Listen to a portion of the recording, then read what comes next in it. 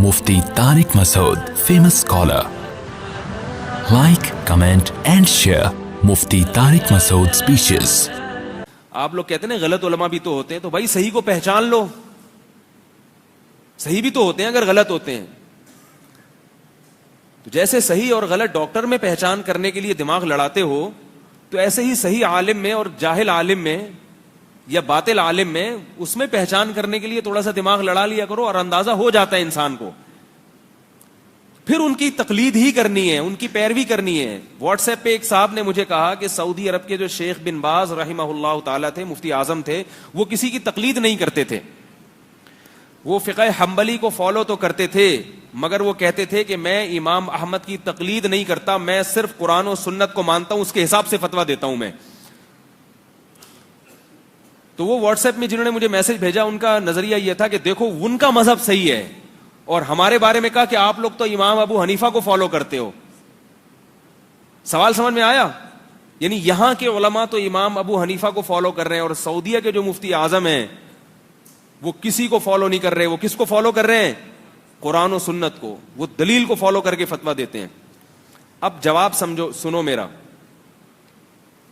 اللہ کرے جواب سمجھ میں آ جائے. جواب ہی سمجھ میں آئے تو قرآن و سنت کہاں سے سمجھ میں آئے گا آپ لوگوں کے. میں نے کہا کہ شیخ بن باز قابل احترام تھے ہمارے لیے، وہ تو قرآن و سنت کو فالو کر کے جب فتویٰ دیتے ہیں تو آپ اس فتوے کو فالو کرتے ہو کہ نہیں کرتے؟ یا آپ پھر ڈائریکٹ قرآن و سنت ہی کو فالو کرتے ہو؟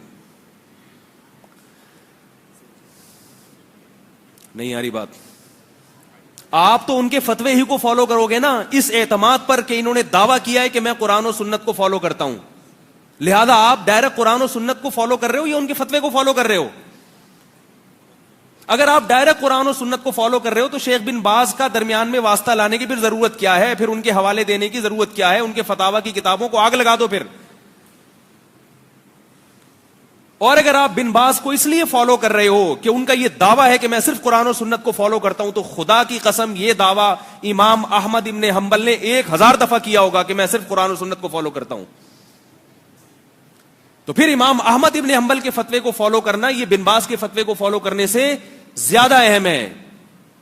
کیوں؟ امام احمد ابن حنبل 4 اماموں میں سے ایک امام ہیں جن پر پوری امت مسلمہ نے اعتماد کیا ہے.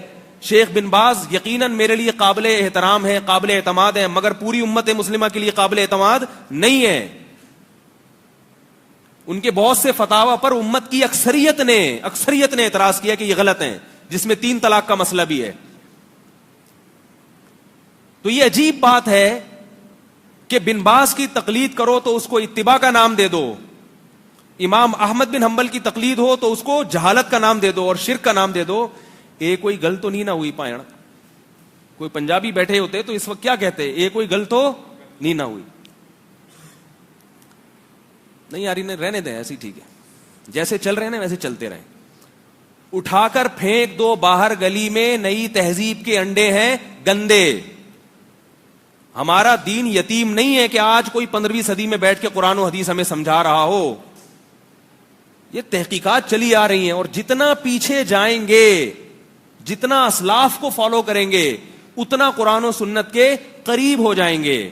اور جتنا بعد والے لوگوں کو فالو کریں گے، نام قرآن و سنت کا ہوگا مگر قرآن و سنت سے اتنا ہی دور ہٹتے چلے جائیں گے.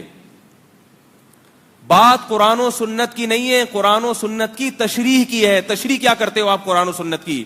عوام کو قرآن و سنت کی تشریح کے نام پہ بیوقوف بنانا بہت آسان ہے، بہت آسان. اگر تشریح کے نام پہ بیوقوف بنایا جائے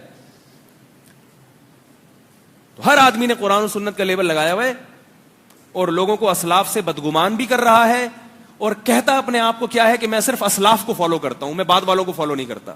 یعنی بعد والے کسی اور کو فالو کیا کرتے تھے. یہ بات یاد رکھیں، یہ امت یتیم نہیں ہے کہ یہ پورا ایک سلسلہ ہمارا، 1 سیکنڈ کے لیے بھی امت کبھی گمراہی پہ جمع نہیں ہوئی ہے، کیونکہ محمد صلی اللہ علیہ وسلم آخری نبی ہیں.